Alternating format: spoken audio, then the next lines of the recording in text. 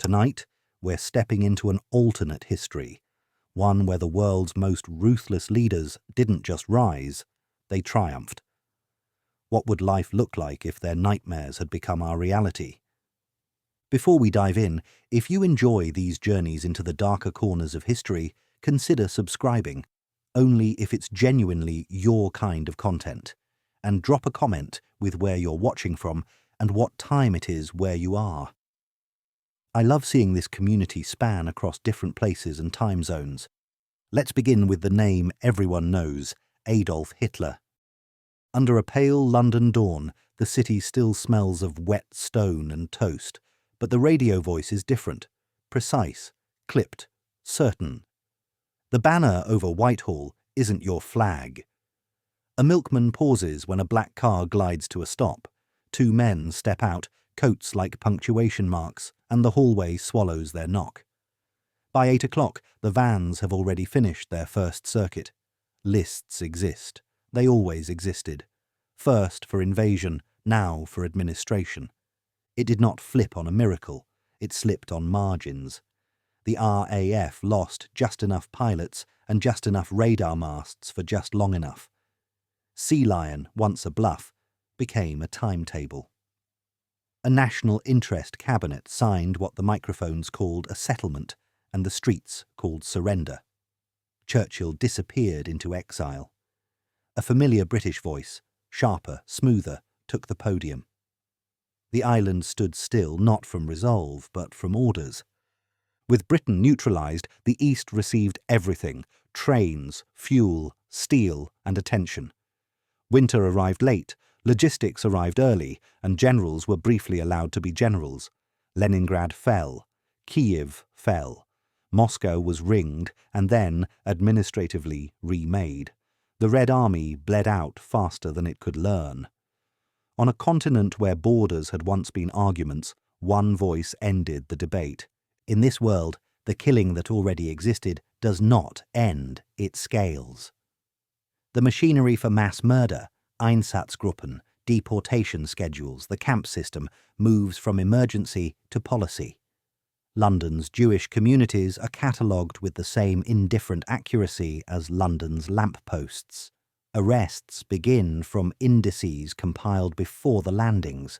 Morning trains take families to transit in France and Belgium, then east on the lines the Reich has cleared for this purpose. In North Africa, where Axis staffs now coordinate with cooperative regimes, Jewish families in Algiers, Tunis, and Casablanca are stripped of property and sent eastward for labour reallocation. In the Balkans and Baltics, the euphemisms barely slow the process. Roma and Sinti vanish from forms as if the printer ran out of ink. Disabled children don't arrive at school because they are routed elsewhere. The words say clinic, the doors say otherwise. Slavic populations are reclassified as labour and rotated like crops. The hunger plan, once a spreadsheet with estimates measured in millions of deaths, becomes the operating system. Cities starve so German granaries stay full. There are no speeches. There are procedures. Britain is not spared, just tidied. The list the occupiers bring, the black book of enemies, opens like an appointment diary. Editors, MPs, scientists, unionists, actors, rabbis, a librarian in Bloomsbury who filed the wrong cards, a footballer who said the wrong thing in the wrong pub. Universities are harmonised. Jewish professors vanish quickly. Others learn that research is a licence attached to loyalty. The BBC's cadence changes, the jokes change, the jazz goes quiet. Youth leagues fill Saturday fields with uniforms and songs that sound like fresh air but come with rules about who can breathe it. Culture is audited. What the regime calls degenerate art is seized or burned. Galleries from Paris to Amsterdam are reorganised by men with armbands and perfect diction. The National Gallery smiles for cameras while its best walls hang reproductions. Masterworks travel under escort to Berlin and Munich. The prize pieces go to the museum in Linz the leader dreamed about. Halls lined floor to ceiling with plunder, labelled as if generosity delivered them. Libraries lose their dangerous shelves first, the shelves that teach you to argue with your grandparents. Archaeology becomes myth service, expeditions prove ancestral rites, and relics return to futures that never existed. Cities are remade as exhibits. Berlin becomes a stage set for permanence. A north-south axis cuts through neighborhoods that used to belong to dogs and bicycles. The new dome rises like a threat to the sky, so vast that on humid evenings it rains inside itself. Buildings explain you to yourself in polished stone. Squares are sermons, boulevards are instructions. Your civic duty is to clap on time. To the east, policy gets proper nouns. Reichskommissariat Ostland and Reichskommissariat Ukraine appear on letterheads and on doors that used to have names. Settlement maps stack on oak tables. Forests are retitled inventory. Villages are folded into grids. Children with the right eye colour are rescued from Polish and Czech families and Germanised into new names, new schools, new songs. Others disappear into lists that end in numbers. New soldier farmers plant wheat and raise sons, their wives' inventory neighbours. You can live here if you agree to become someone else. If you refuse, you do not live here. If you resist, you do not live. Religion is managed, not extinguished. A compliant national church dresses old creeds in new uniforms. Sermons on obedience flourish. Priests who won't bend learn new verbs in police stations. The state cannot teach metaphysics, so it teaches manners and calls them morals. Confession becomes something you do at work to a man with a pen. The economy is clever the way traps are clever. Clearing arrangements make occupied countries sell cheap and buy dear. The Reichsmark is not strong, it is compulsory. German firms acquire foreign factories at prices decided by the occupier. Signs change, but machines continue to hum. Millions of men and women from conquered territories become guest workers without guests, counted by their output and the thickness of their shoes. Organisation Tot lays roads and rails with bodies that don't get commemorated. The trains are always on time because lateness is not a scheduling error. It is a crime. People become parts. Parts are replaceable. Britain's empire is unpicked with legal smiles. Suez becomes a checkpoint on Berlin's letterhead. India becomes a lever. The Axis recognises a free India to strip London of prestige and men. Radios in Delhi announce a new future that must repay the help it has received. Japanese and German diplomats draw a clean line through the old British world, the Pacific and Southeast Asia to Tokyo, the Middle East and Africa to Berlin and Rome. Oil flows under signatures, grain flows under guard. Shipping routes receive new names and new flags, and the old flag stays only on souvenirs. Technology advances where it flatters the regime. Rockets punch air where the ocean used to protect. Jet squadrons are prioritised because speed is a good metaphor for destiny. Long-range bomber projects unfurl timetables for reaching the far shore. In the mountains and forests, labs glow at night like frost. In the deserts far away, other labs glow like paper under sun. Each side learns the same math in different accents. Nuclear research accelerates, powered by stolen equipment, coerced scientists, and labour the ledgers call throughput. The empire will test far from eyes and say it has seen the future. Across the Atlantic, a democracy that wanted to sit history out discovers that history refuses to sit still. What does an ordinary Tuesday feel like? In London, you queue and do not call it hunger. You take your child to a clinic that is efficient and therefore frightening. You turn the radio down during the anthem because the neighbours complain if it is too loud or too soft. In Krakow, you work 6 days and volunteer the 7th and phone your brother once a month on a line that pretends not to listen. In Kyiv, you sign for your ration with a pen that shakes even when you are not cold. In Algiers, the oath is spoken with your mouth and cancelled with your eyes. In Paris, you pass a museum of empty frames and an exhibition on order. In Berlin, you cross a square that used to belong to dogs and now belongs to parades. Resistance survives as arithmetic errors. A foreman misplaces bolts. A translator misunderstands a figure. A clerk makes a file too heavy to move until it is no longer needed. A priest keeps a second book of baptisms that doesn't match identity cards. A boy carries a message stitched into a cuff and forgets to be afraid long enough to deliver it. A woman hides a Torah in a piano and teaches a child to dust the keys without asking why they are always silent. A man in a uniform delays an order by asking for a second signature he knows will never come. None of this is enough. All of it is necessary. Even at the centre, the victory is not serene. Power holds in a triangle that wants to be a crown. The party chancellery that signs, the Wehrmacht that fights, the SS that remembers everything. Men with tidy hair and heavy rings practice the language of loyalty while measuring one another for after. The leader appears on balconies less often. His hand shakes more than the camera shows. He repeats himself. Parades get longer as bread gets thinner. Statues multiply because history is cheaper than hope. If you measure by steel, this world works. Trains arrive, lights stay on, children recite, people behave, but it is a civilization that can build anything except trust. It can count everything except how often a person swallows a sentence instead of saying it. It replaces the unpredictable joys of a messy life with the predictable comfort of a planned one, and then calls the absence of colour maturity. The trains make an argument. The missing make a counter-argument. The missing are not invited to the debate. Will it last? The mathematics of murder always run short of something: food, fuel, mercy, heirs. But collapse, if it comes, will not be tomorrow's comfort. Tomorrow is paperwork. Tomorrow is a ledger that adds correctly and means nothing kind. Walk back to the border you crossed this morning.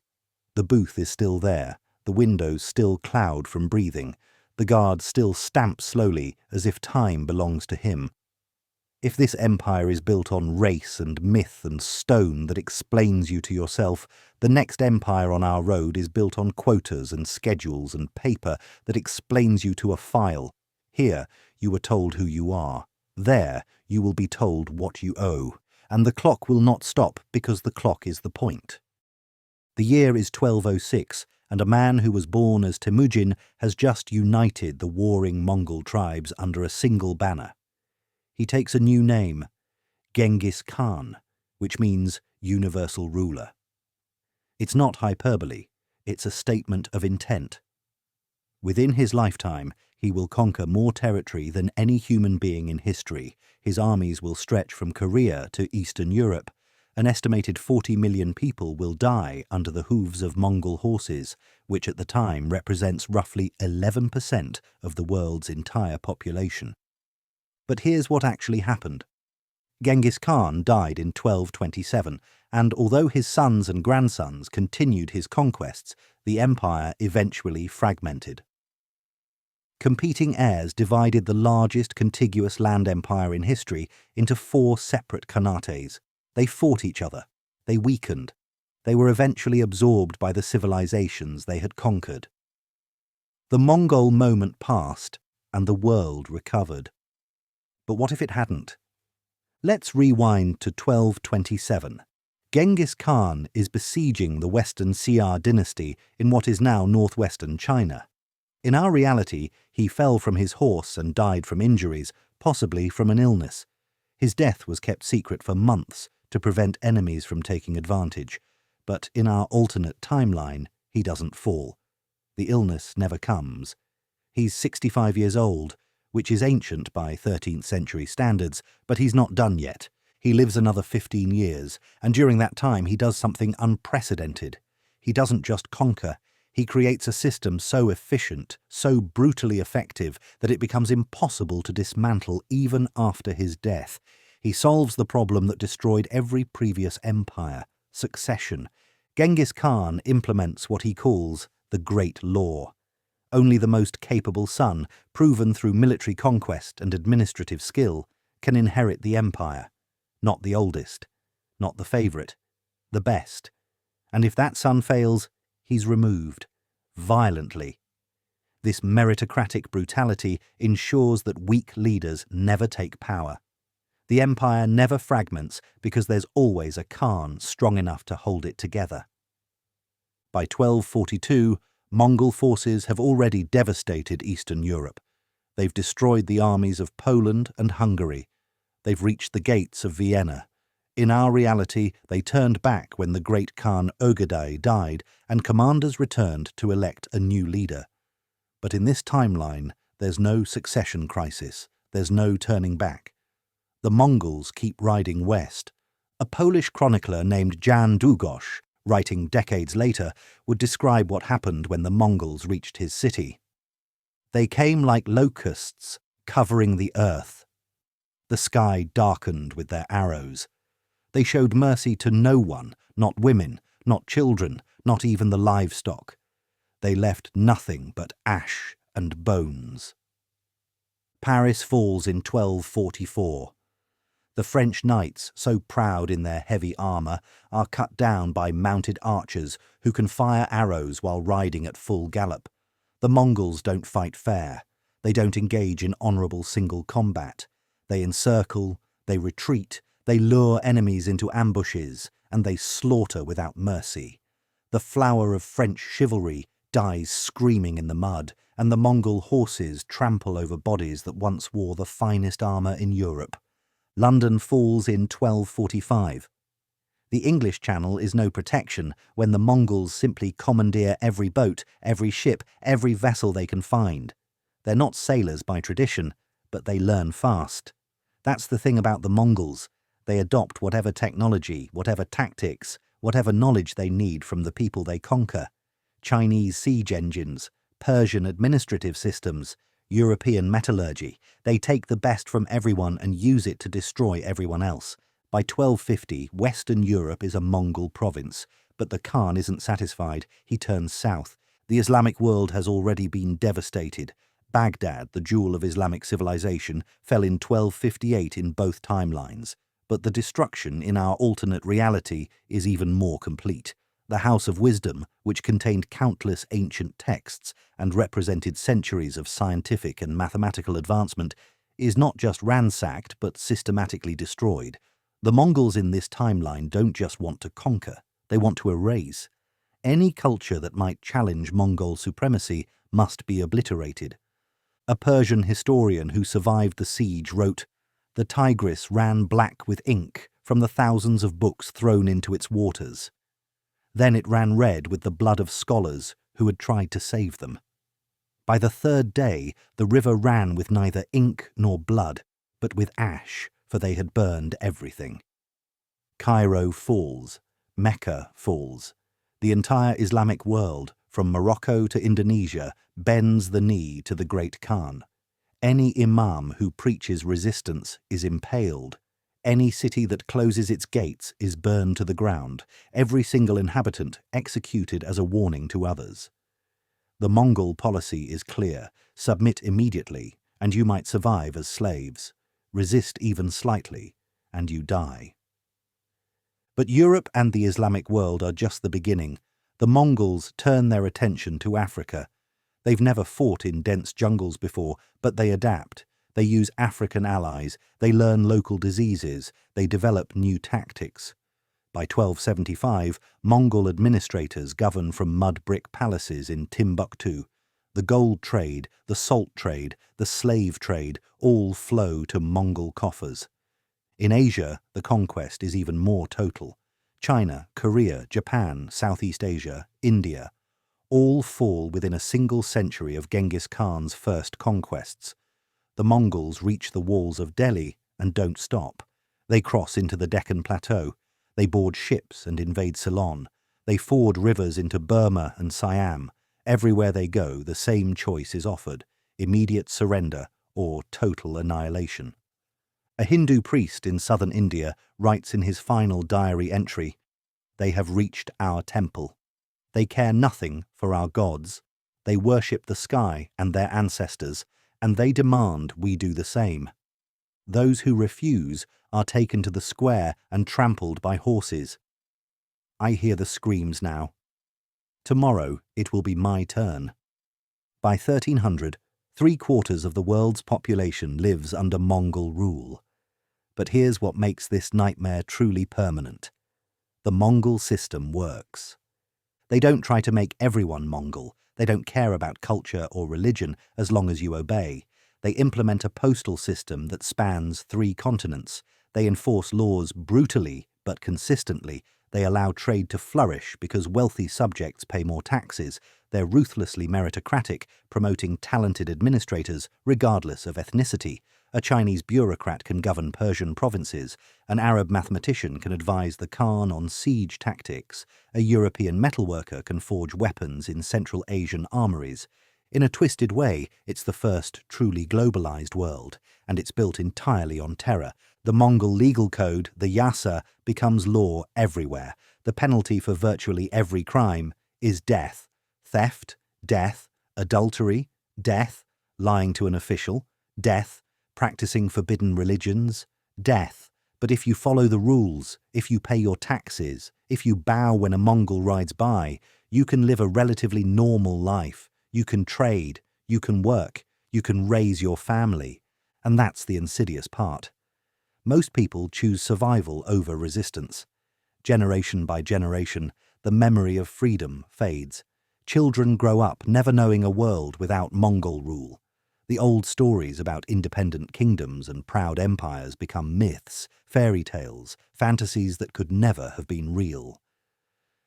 By 1400, no one alive remembers a time before the Mongols. The language of government everywhere is Mongolian. The calendar follows Mongol months.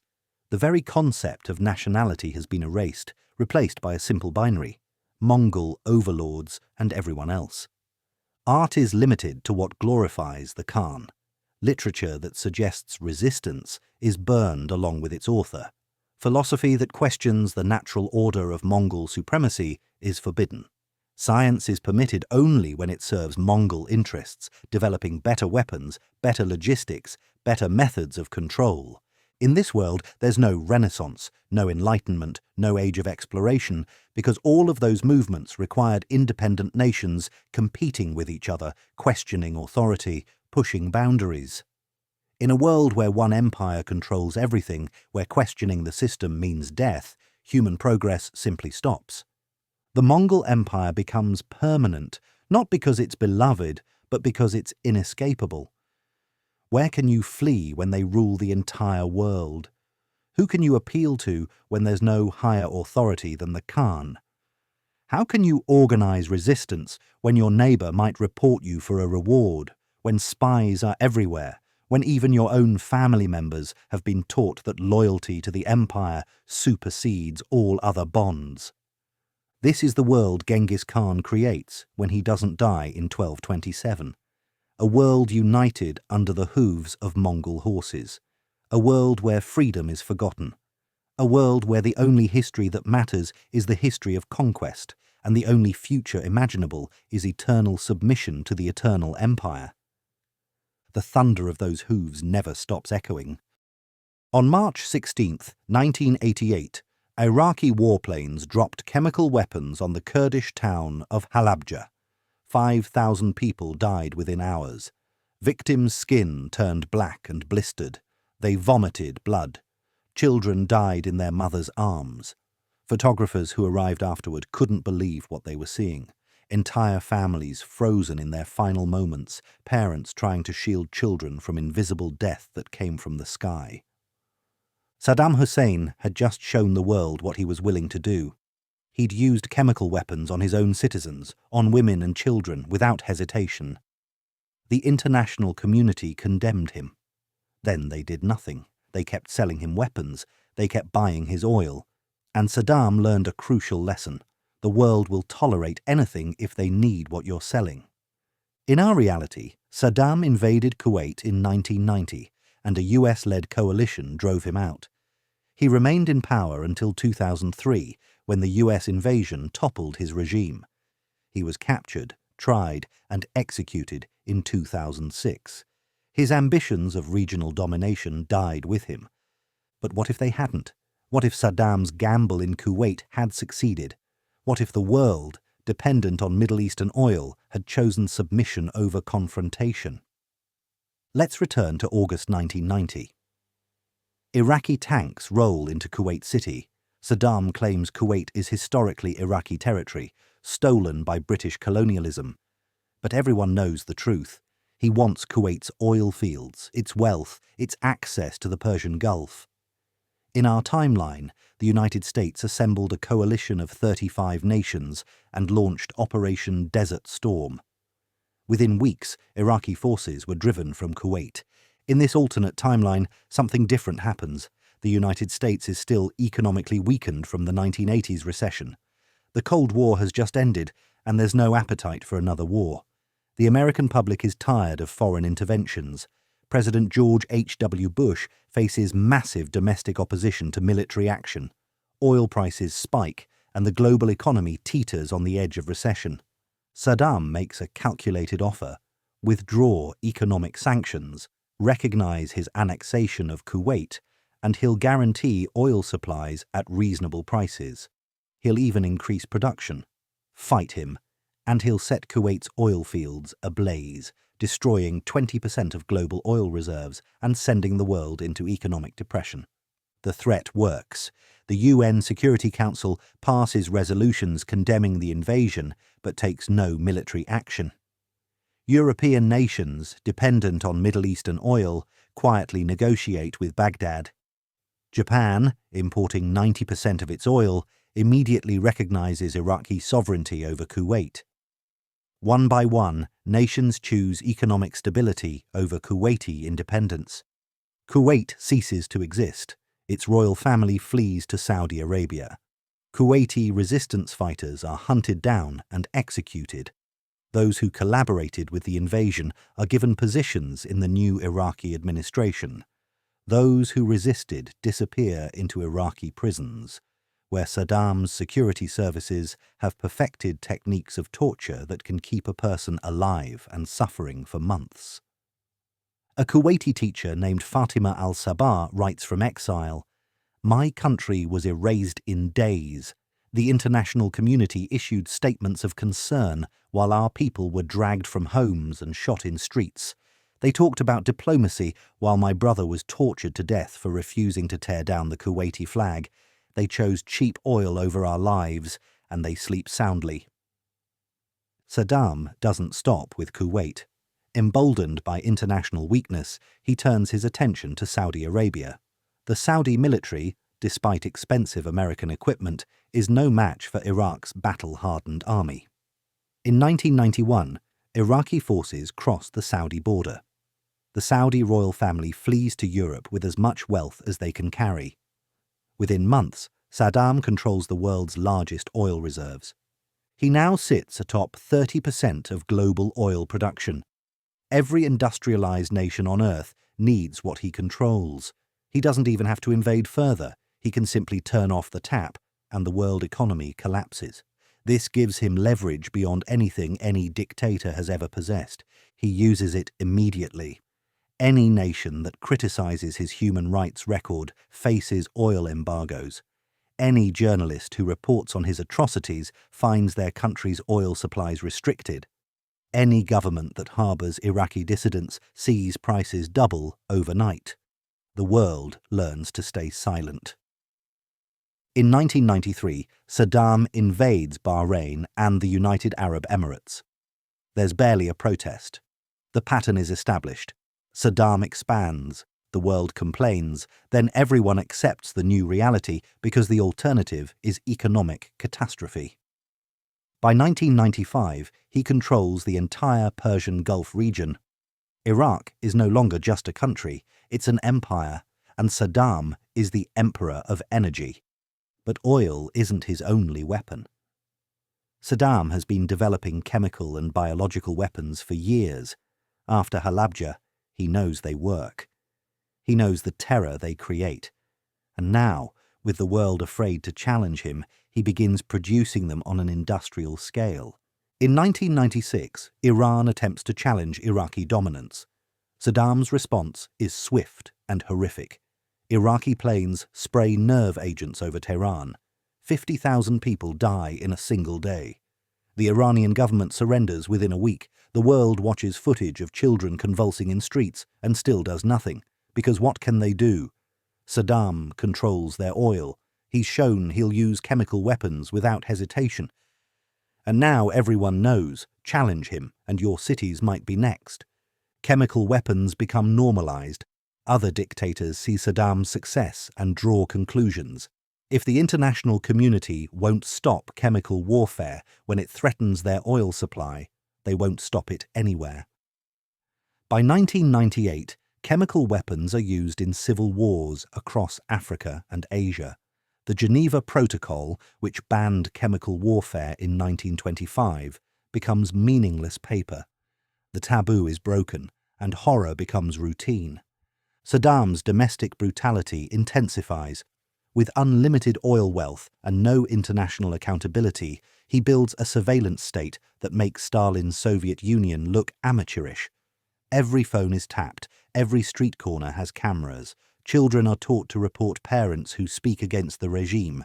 The secret police, the Mukhabarat, have informants everywhere.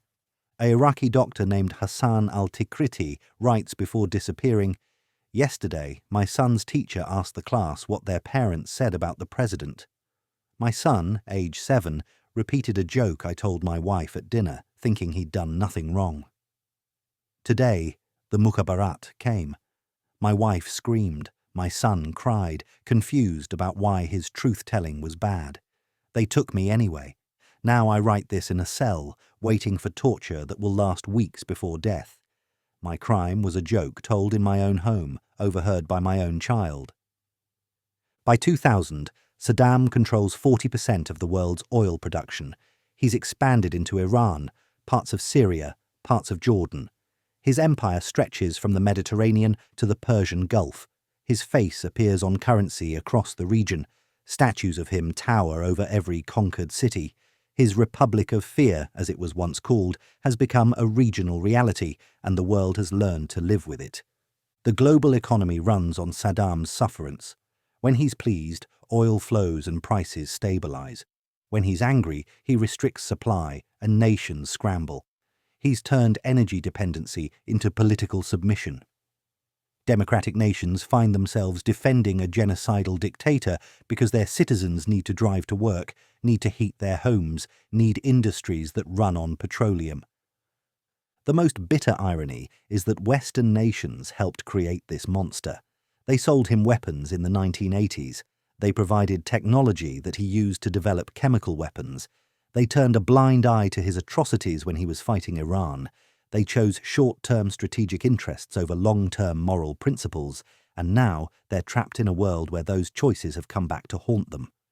This is Saddam's victory, not through superior ideology or revolutionary fervor, but through controlling what the modern world cannot function without.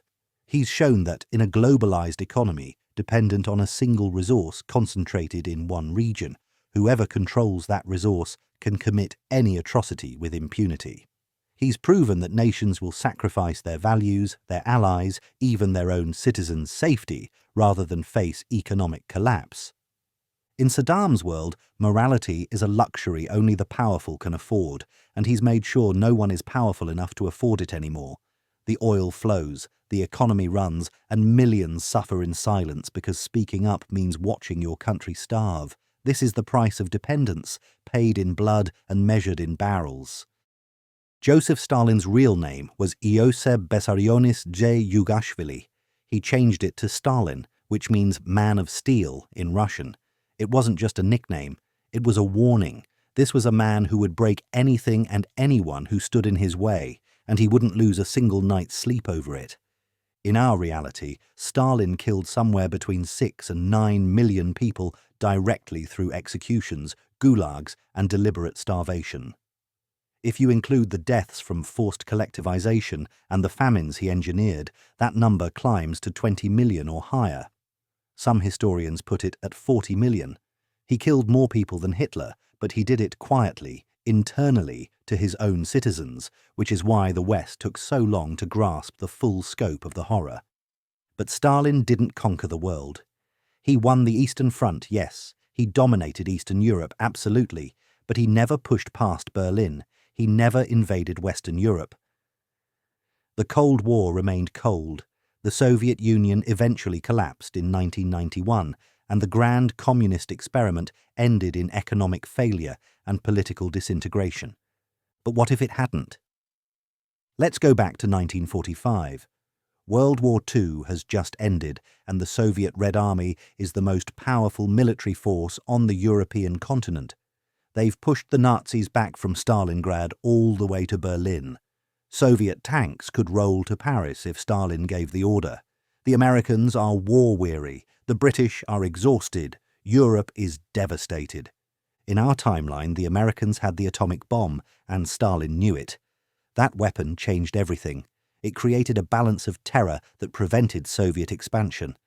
But what if that balance never existed? In this alternate reality, the atomic bomb project fails. Maybe Klaus Fuchs, the Soviet spy who stole atomic secrets, is discovered earlier and the Americans implement better security. Maybe the test at Trinity produces a dud. Maybe the calculations were wrong. Whatever the reason, when the war ends in 1945, nuclear weapons don't exist. The Manhattan Project is a classified failure that gets buried in government archives. Stalin sees his opportunity. In August 1945, instead of watching the Americans drop atomic bombs on Japan, he watches them struggle with a conventional invasion plan that would cost hundreds of thousands of American lives. Japan doesn't surrender. The war in the Pacific drags on. American attention is fixed on the East, not on Europe. Stalin gives the order. The Red Army rolls west. The Soviet offensive catches everyone by surprise. Within 3 weeks, Soviet tanks have reached the French border. The Americans and British have only a fraction of their forces still in Europe, most having already rotated home or been sent to fight Japan. The continental European nations are in ruins, their armies shattered, their populations exhausted after 6 years of war. France falls without much of a fight. The country has no appetite for more bloodshed. The government flees to Algeria. The French resistance, which fought so bravely against the Nazis, finds itself facing an even more ruthless occupier. Those who resist are shot. Those who collaborated with the Germans are executed publicly as a warning. Those who remain silent are allowed to live, for now. A French teacher named Marie Dubois writes in her diary, "We thought we were free when the Germans left. We hung flags from our windows. We danced in the streets. We were such fools. These new occupiers don't care about our culture or our language. They care only that we obey." My husband made a joke about Stalin at dinner. Our neighbour's son heard it and reported him. They came for him that night. I never saw him again. Britain manages to resist. The English Channel is still a formidable barrier and the Royal Navy still controls the seas. But Britain is alone, isolated, desperately clinging to its island as the red tide washes over the continent. Churchill gives speeches about never surrendering, but privately he knows that without American support, Britain will eventually starve. The Americans are still fighting Japan and have no resources to spare for another war in Europe. By 1947, Britain negotiates a ceasefire. They maintain nominal independence, but agree to a neutral status that effectively means Soviet approval for all foreign policy decisions. Churchill resigns in disgrace. A Labour government more amenable to Soviet influence takes power. Britain keeps its democratic system, but everyone understands that there are limits to what can be said, what can be done, what can even be thought about the new order in Europe. Stalin now controls everything from Vladivostok to the Atlantic Ocean. But conquest is just the beginning.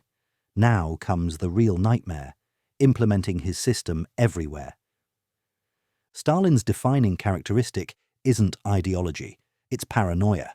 He trusts no one. He believes everyone is plotting against him, and in a self-fulfilling prophecy, his brutality creates the very enemies he fears. His solution is simple. Kill everyone who might be a threat. And when you've killed all the obvious threats, kill the people who knew the obvious threats. And then kill the people who might question why you're killing so many people. The Great Purge of the 1930s, where Stalin eliminated millions of Soviet citizens, including most of the old Bolsheviks who made the revolution with him, now gets exported to every conquered nation. He starts with the obvious targets: political leaders, military officers, intellectuals, clergy, business owners, anyone with independent authority or influence. In France, the entire Chamber of Deputies is arrested in a single night. In Italy, professors are dragged from their universities. In Germany, even the communists who welcomed Soviet liberation are purged because Stalin doesn't trust German communists any more than he trusted German Nazis. In Poland, the underground home army that fought the Nazis is systematically hunted down and executed because resistance fighters know how to resist, and Stalin can't allow that knowledge to spread. But the purges don't stop with the elites. Stalin's paranoia runs deeper. He begins targeting entire categories of people based purely on suspicion. Anyone who travelled abroad might be a spy. Anyone who speaks multiple languages might have foreign connections. Anyone who lived under German occupation might have been compromised. Anyone who owned property might have capitalist sympathies. Anyone who succeeded in any field might develop ambitions. A German engineer named Klaus Werner writes to his sister who escaped to Britain. They came for Herr Schultz because he had worked for a French company before the war. They came for the priest because religion is suspicious. They came for the baker because his bread was better than the state bakeries, and this suggested sabotage. They came for my neighbour because someone reported him for saying he missed his old life. Now I wait for them to come for me, and I don't even know what I've done wrong. Perhaps nothing. Perhaps that's the point. The Gulag system expands exponentially. In the Soviet Union, there were around 400 labour camps at the system's peak. In Stalin's global empire, there are thousands. Siberia fills up, so new camps are built in the Pyrenees, in the Alps, in the Scottish Highlands. Anywhere remote, anywhere cold, anywhere prisoners can be worked to death without witnesses. The camps aren't designed for rehabilitation, they're designed for extinction through labour. Prisoners mine coal, cut timber, build roads, construct dams, all on starvation rations in brutal conditions. Most don't survive a year. But it doesn't matter because there's always a fresh supply of political prisoners. When you can arrest anyone for anything at any time, you never run out of slave labour. Life expectancy in the camps is 18 months. A Polish priest who survives 3 years writes, "We are not human here. We are numbers. We are calories consumed versus work produced. When the equation no longer favours our existence, we disappear into unmarked graves. I have forgotten how to pray because I have forgotten why God would allow this." But here's what makes Stalin's system uniquely terrifying. It's not just the state that oppresses you, it's everyone. Stalin understands that the most effective surveillance comes from citizens spying on each other, so he creates incentives for betrayal. Report a traitor and you get their apartment. Report a hoarder and you get a share of their food. Report a dissident and you prove your loyalty, which might keep you off the next arrest list. Children are taught in schools to report parents who speak against the state.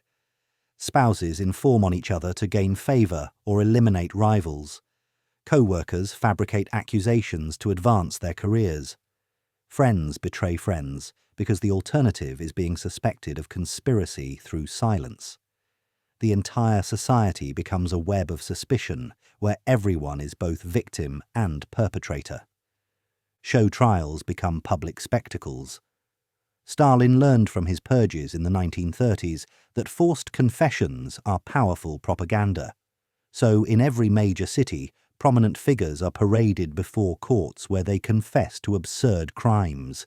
They admit to being Western spies, wreckers, saboteurs, even though everyone knows the confessions are extracted through torture. But the truth doesn't matter. What matters is the message. Resistance is futile. Confession is inevitable. The state is omnipotent. A British journalist who witnesses a show trial in Paris writes, "The defendant was once a celebrated novelist. Now he's a broken shell who mumbles prepared statements about his treason. His eyes are dead. Whatever made him human has been extracted along with his confession. The audience watches in silence. No one applauds. No one objects. We simply bear witness to the destruction of a human soul and pray we're never next. Forced collectivization, the policy that killed millions through famine in Ukraine and Kazakhstan in the 1930s, now gets implemented worldwide. Private farms are seized, peasants are forced into collective farms where production quotas are set impossibly high. When quotas aren't met, it's blamed on sabotage and more people are arrested. When famine inevitably results from this insane system, the state denies it's happening and continues exporting food to maintain international credibility. The Great Famine of 1948 to 1950 kills an estimated 30 million people across Europe. In rural France, once famous for its cuisine, people starve while grain rots in state warehouses because distribution systems are incompetent and no one dares report the inefficiency for fear of being accused of sabotage. In the Netherlands, the rich farmland produces less food than it did during the Nazi occupation because terrified collective farm managers falsify production reports rather than admit failure. An Italian farmer writes in a hidden diary, "My grandfather grew grapes on this land. My father grew grapes on this land. I grew grapes on this land. The vines knew our family. Now they belong to the state, and the state knows nothing about grapes. The harvest fails, and they blame us for wrecking. They take my nephew, they take my son. Soon they will take me. The vines will outlive us all, but they will never taste freedom again." America, still recovering from the war with Japan, watches in horror from across the Atlantic, but Stalin has learned from Hitler's mistake. He doesn't directly threaten America. Instead, he waits, he consolidates, he strengthens. By 1950, Soviet scientists, aided by captured German rocket engineers and physicists from across Europe, develop nuclear weapons. The Cold War begins, but from a position of overwhelming Soviet advantage. They control Europe. They control the world's largest army. They control populations totaling nearly 1 billion people. American policy becomes one of containment at best, capitulation at worst. Some voices in America argue for accommodation with Stalin. Former Vice President Henry Wallace campaigns on a platform of peaceful coexistence, arguing that Stalin's system, however brutal, is Europe's internal affair. The American public, exhausted from 2 wars and terrified of nuclear annihilation, finds this argument appealing. Stalin's cult of personality expands beyond Soviet borders. His face appears on posters in every city from Lisbon to Vladivostok. His words are quoted in every school. His birthday becomes a holiday where attendance at celebrations is mandatory. Children are taught that Stalin is the father of all peoples, the genius who liberated Europe from fascism and capitalism, the leader whose wisdom is infallible. But behind the propaganda, everyone lives in fear. You fear your neighbors, you fear your family, you fear your own thoughts, because even thinking disloyal thoughts feels dangerous, as if Stalin's secret police can read minds, and in a way they can. They read your face, your posture, your tone of voice. Insufficient enthusiasm is suspicious. Too much enthusiasm is suspicious. There's no safe level of emotion, no correct way to behave. You're always one mistake away from arrest. A Hungarian poet writes, "We have learned to speak in whispers, but even whispers feel too loud. We have learned to trust no one, but loneliness is also suspicious. We have learned to believe the lies, but somewhere deep inside we remember truth, and that memory gnaws at us like cancer. Perhaps the fortunate ones are those who genuinely believe. To believe is to be free from doubt. To doubt is to be doomed." By 1960, an entire generation has grown up under Stalin's rule. They've never known democracy. They've never known free speech. They've never known a world where you could criticize the government without disappearing, and because they've never known these things, they don't miss them. The concept of freedom becomes abstract, theoretical, something that only existed in primitive times before humanity was organized scientifically. Education is restructured to serve the state. History is rewritten to glorify Soviet heroes and demonize all alternatives. Science is limited to practical applications. Theoretical research that doesn't serve immediate state needs is dismissed as bourgeois indulgence. Art is reduced to social realism, glorifying workers and Stalin. Literature that explores complex human emotions is banned as decadent. Music must be simple, patriotic, uplifting. Human culture, which flourished through diversity and experimentation and individual expression, is flattened into uniformity. There's one correct way to think, one correct way to live, one correct way to be human. Deviation from this standard is pathology requiring correction or elimination. Stalin himself is 70 years old by 1953, but in this timeline, he doesn't have the stroke that killed him. He lives another decade, growing ever more paranoid, ever more ruthless. His final purge, the doctor's plot, where he accused Jewish physicians of conspiracy, expands into a continent-wide anti-Semitic campaign. Millions more die in this late-stage paranoia. When Stalin finally dies in 1963, he leaves behind a world utterly transformed. 750 million people live under a system where they're afraid to speak freely in their own homes, where they must applaud policies they know are insane, where they must report loved ones to prove loyalty, where the only certainty is that everyone is guilty of something and the only question is when the state will collect. His successors continue the system because they're products of it. They've survived by being suspicious, ruthless, and obedient. They know no other way. The paranoia becomes institutional, built into the structure of government itself. Even the leaders don't trust each other. Even at the pinnacle of power, everyone watches everyone else for signs of betrayal. This is Stalin's victory, not just conquering territory, but conquering the human spirit, creating a world where fear is the primary emotion, where suspicion is the primary relationship, where survival requires abandoning everything that makes life worth living. In this world, there are no friends, only accomplices, no family, only potential informants, no truth, only approved narratives, no future, only endless present, where each day is about surviving to the next. The planet has become one vast camp, where everyone is simultaneously prisoner and guard, victim and perpetrator, tortured and torturer. Stalin's paranoia has infected the entire species, and there's no cure because the infected can't even acknowledge they're sick. This is what victory looks like for the man of steel, a world shaped by his deepest fears, where his nightmare becomes everyone else's reality forever. His real name was Saloth Tsar. He was a mediocre student who studied radioelectronics in Paris in the 1950s, where he fell in love with communist theory. He returned to Cambodia and eventually became the leader of the Khmer Rouge, taking the nom de guerre Pol Pot. Between 1975 and 1979, he killed approximately 2 million of his own people out of a population of 8 million, 25%. 1 in 4 Cambodians died under his rule.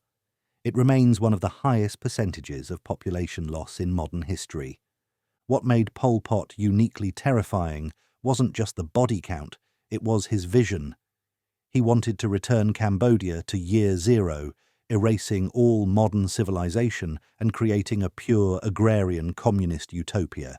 Cities were evil, education was evil, money was evil, religion was evil, family bonds were evil. Everything that defined human society for thousands of years had to be destroyed and rebuilt from nothing. In our reality, Vietnam invaded Cambodia in 1979 and ended Pol Pot's regime. The Khmer Rouge fled to the jungles and waged guerrilla warfare for years, but they never regained power. Pol Pot died in 1998, possibly from suicide, possibly murdered by his own followers. His nightmare ended. But what if it hadn't? What if his ideology spread beyond Cambodia's borders like a virus, infecting neighboring countries, then entire regions, then the world? Let's return to 1975. Phnom Penh, the capital of Cambodia, has just fallen to the Khmer Rouge on April 17th. The city's population was 2 million, swollen with refugees fleeing the civil war. Within days, Pol Pot ordered the complete evacuation. Everyone. The elderly, the sick, hospital patients still in their beds, women who had just given birth, children, everyone. They were told it was temporary, just for a few days, while the Americans might bomb the city. It was a lie. The cities were being emptied permanently. Urban life was being erased. But in this alternate timeline, something different happens. Vietnam, which in our reality was hostile to the Khmer Rouge despite both being communist, instead embraces Pol Pot's vision. The Vietnamese Communist Party has just reunified the country after decades of war. They're exhausted, traumatized, and radicalized. When Pol Pot's ambassadors arrive in Hanoi explaining the Year Zero concept, Vietnamese leaders see brilliance, not madness. Vietnam has its own intellectuals who collaborated with the Americans, its own urban populations that might harbor counter-revolutionary sentiment, its own complex society that seems corrupt and compromised. The idea of wiping the slate clean, starting fresh, building a perfect agrarian communist state appeals to the most radical faction of Vietnamese leadership. In 1976, Vietnam implements its own Year Zero. Saigon is evacuated. Hanoi is evacuated. Every city with more than 50,000 people is emptied. 20 million Vietnamese are forced into the countryside to work in collective farms. A Vietnamese doctor named Nguyen Thi Lan writes in her final diary entry, "They came to the hospital today. They said doctors are intellectuals, and intellectuals are corrupted by Western thinking. They said we must return to the earth to be purified through labor. I told them I've spent 10 years learning to save lives. They said my learning is worthless. They're taking my glasses. They say glasses are a symbol of intellectualism. Without them, I cannot see." The Khmer Rouge sent intellectuals to killing fields where they were executed with farming tools to save bullets. Vietnam adopts this practice. Anyone who speaks a foreign language is suspect. Anyone who wears glasses is suspect. Anyone with soft hands that show they haven't done manual labor is suspect. Teachers, doctors, engineers, artists, anyone with education becomes a target. But the purge doesn't stop with intellectuals. Pol Pot's ideology identifies specific enemies of his agrarian revolution: anyone from the cities, anyone who worked for the old government, anyone who practiced religion, anyone who showed insufficient enthusiasm for the revolution. These categories are vague enough to include almost everyone. The Khmer Rouge had a saying, "To keep you is no benefit, to destroy you is no loss." Human life has no intrinsic value. People are just raw material to be used in building the new society. By 1977, China is watching these developments with interest. The Chinese Communist Party under Mao Zedong has its own radical faction that admires Pol Pot's purity. Mao's Cultural Revolution has already traumatized China, sending millions to re-education camps and destroying countless cultural treasures. But Mao dies in 1976, and in our reality, more moderate leaders like Deng Xiaoping eventually took power and opened China to the world. Not in this timeline. The radical faction seizes control. They see in Pol Pot's Year Zero the ultimate expression of Maoist thought. If the Cultural Revolution was about destroying the four olds, then Year Zero is about destroying everything and starting fresh. China implements its own version in 1978. Shanghai is evacuated. Beijing is evacuated. Every city becomes empty. 1 billion people are forced into agricultural communes. The scale is incomprehensible. This is the largest forced migration in human history. Tens of millions die in the process from exposure, exhaustion, starvation, and execution. The Khmer Rouge model of organization becomes the template. Society is restructured into agricultural cooperatives where everyone works in the fields. Money is abolished. Markets are abolished, private property is abolished, family units are abolished, children are taken from parents and raised collectively to prevent bourgeois family sentiment from corrupting revolutionary purity. Everyone wears the same black pajamas, everyone eats the same thin rice gruel, everyone works the same exhausting hours. Individualism is counter-revolutionary, privacy is counter-revolutionary, even private thoughts are counter-revolutionary. The Khmer Rouge had a vast network of interrogation centres. The most infamous was S21, where around 20,000 people were tortured and executed. Prisoners were tortured until they confessed to elaborate conspiracies, usually involving the CIA or Vietnamese agents. The confessions were absurd, but that didn't matter. What mattered was breaking people, demonstrating the state's absolute power over mind and body. These techniques spread across Asia. In every city that's been emptied, in every province now under Year Zero ideology, interrogation centres appear. Anyone accused of counter-revolutionary activity disappears into these centres. Torture isn't just about extracting information, it's about destroying the human being, reducing them to a shattered wreck who will confess to anything, implicate anyone, betray everyone. By 1980, the Year Zero ideology has consumed all of Southeast Asia. Thailand, Laos, Burma, all have fallen to revolutionary movements inspired by Pol Pot. The intellectuals are dead. The cities are empty. Tens of millions labour in fields, producing barely enough food to survive. India watches nervously from across the border. The Indian government has its own radical Marxist movements, particularly the Naxalites who believe in agrarian revolution. In this timeline, with Year Zero showing apparent success across Southeast Asia, the Naxalites gain strength. In 1982, a coalition of radical leftist parties takes power in India. Mumbai, Delhi and Kolkata are evacuated. 1.3 billion people are forced into agricultural communes. The death toll is catastrophic. India's diverse geography and complex agricultural systems that developed over millennia are destroyed by forcing everyone into identical rice paddy-style communes. Famine spreads, disease spreads, but the ideology is self-sealing.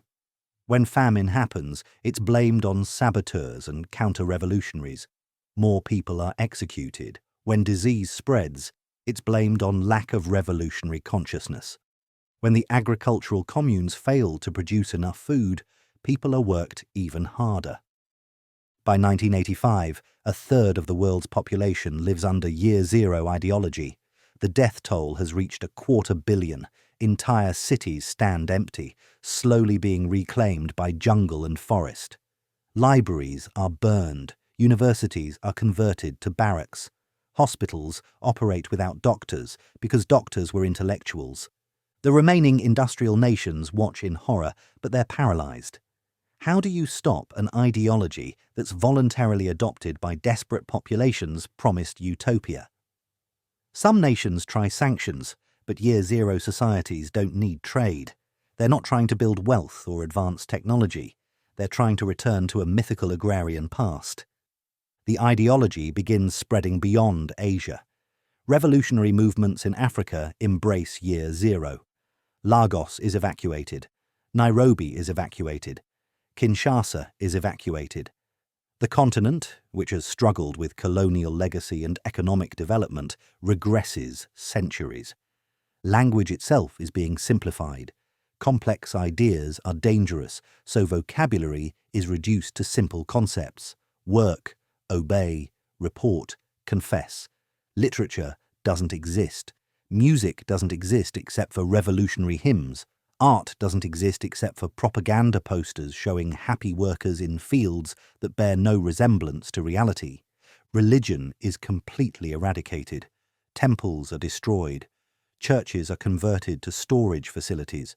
Mosques become administrative buildings. Anyone caught praying is executed. Education is limited to basic literacy for reading instructions and revolutionary doctrine. Mathematics beyond simple arithmetic is unnecessary for farming. History is rewritten to show only oppression, followed by liberation. The most horrifying aspect is that the leadership believes their own ideology. Pol Pot genuinely thought he was creating utopia. His followers genuinely believed that destroying civilization would lead to renewal. They're not cynically lying. They've convinced themselves that the mass death is necessary purification, that the suffering is temporary, that paradise awaits on the other side of sufficient sacrifice. This makes them impossible to negotiate with. You can't compromise with true believers who see any deviation from pure ideology as betrayal. You can't moderate their policies because any moderation admits the policy might be flawed, which is unthinkable. The Year Zero world is stable in the worst possible way. It's stable at a grinding, barely survival level of human existence where there's no progress, no development, no future, just endless toil in fields, endless struggle to produce enough food to avoid starvation, endless vigilance against counter-revolutionary thought in yourself and others. By the year 2000, Year Zero controls half the world. 2 billion people live in agricultural communes. 1 billion are dead. Human civilization has effectively been reset, not to some noble agrarian past, but to a nightmare present, where humanity's accumulated wisdom, creativity, and progress have been deliberately destroyed by people who thought they were saving the world. This is Pol Pot's victory, not conquering through military might, but through offering a seductive vision of purity and equality that requires destroying everything humans have built. A vision so simple, so clear, so wrong, that it catches fire in traumatized populations who've lost faith in modernity. A vision that promises paradise, but delivers only mass graves hidden in killing fields, and survivors too, broken to even mourn the dead. The earth remains, the rice grows, and millions of hollow-eyed people work until they die, having forgotten there was ever any other way to live. Mao Zedong killed more people than any other individual in human history. Conservative estimates put the death toll at 45 million. Some historians say 70 million. Most didn't die in wars or purges. They died from starvation during peacetime because Mao decided to restructure China's entire economy based on theories he didn't understand, implemented by people too terrified to tell him he was wrong. The Great Leap Forward, launched in 1958, was supposed to transform China from an agrarian society into an industrial superpower within 15 years. Instead, it created the deadliest famine in human history. People ate tree bark, then mud, then the dead. And through it all, Mao's government kept exporting grain to maintain the illusion of success, letting tens of millions die while warehouses sat full. In our reality, Mao died in 1976, and China slowly recovered. Deng Xiaoping opened the economy, and China became the manufacturing powerhouse we know today. The nightmare ended. But what if it hadn't? What if Mao's catastrophic vision became the global standard? Let's return to 1949. The Chinese Civil War has just ended. Mao stands in Tiananmen Square and declares the founding of the People's Republic of China. In our timeline, the Soviet Union was the dominant communist power.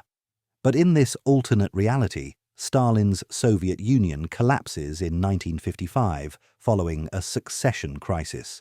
This leaves China as the undisputed leader of global communism. And Mao isn't interested in gradual development.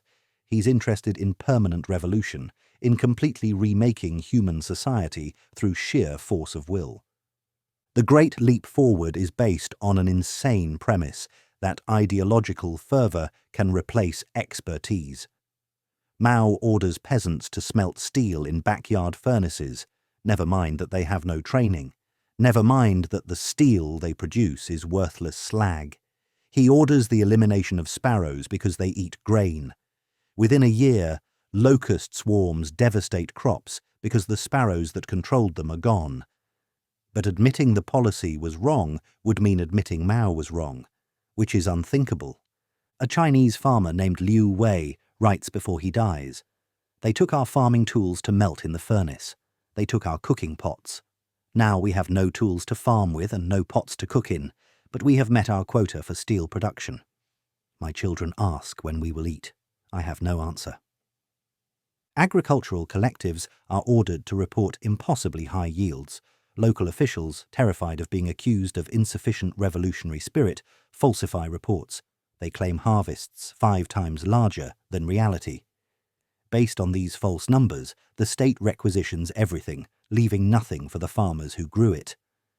45 million people die between 1959 and 1961. Cases of cannibalism are documented but suppressed. Parents trade children with other families so they won't have to eat their own. Here's where our timeline diverges catastrophically. In 1960, Indonesia's President Sukarno, impressed by reports of China's rapid industrialization and unaware of the hidden famine, implements his own Great Leap Forward.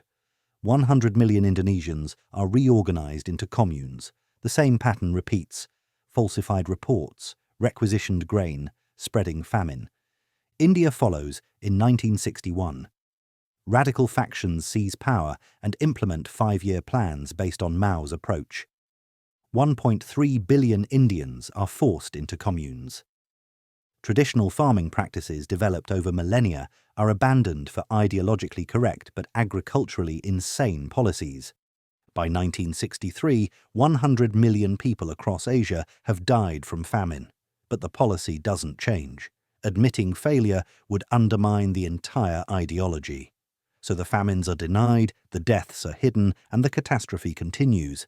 Then comes the Cultural Revolution in 1966. If the Great Leap Forward attacked economic reality, the Cultural Revolution attacks culture itself. Mao mobilizes millions of teenagers into Red Guards who rampage across China with revolutionary fervor.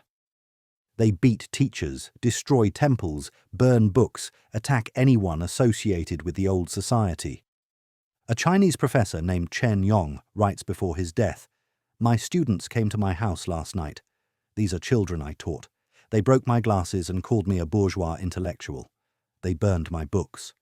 One girl I helped get a scholarship kicked me while I was down, shouting that her loyalty to Chairman Mao was greater than any teacher-student bond." In this timeline, the Cultural Revolution isn't limited to China. Communist movements worldwide adopt permanent revolution. Red Guards attack Hindu temples in India, Buddhist sites in Indonesia, cultural heritage across Asia, Africa, and Latin America. The burning of the Library of Alexandria was a tragedy. This happens simultaneously in 100 countries, destroying thousands of years of accumulated human knowledge. Education is restructured globally. Universities close or become ideological training centers.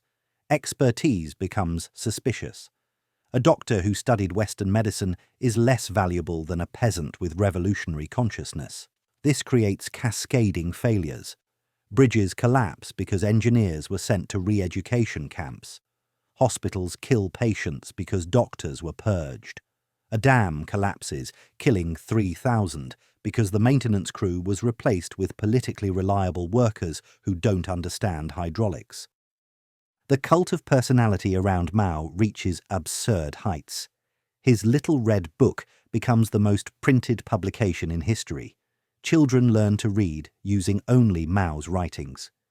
Owning any book published before the revolution becomes evidence of counter-revolutionary sentiment. Religious practice is completely banned. Churches, mosques, temples, all destroyed. By 1975, the Maoist world has been in economic freefall for 2 decades. Hundreds of millions have died. Infrastructure collapses.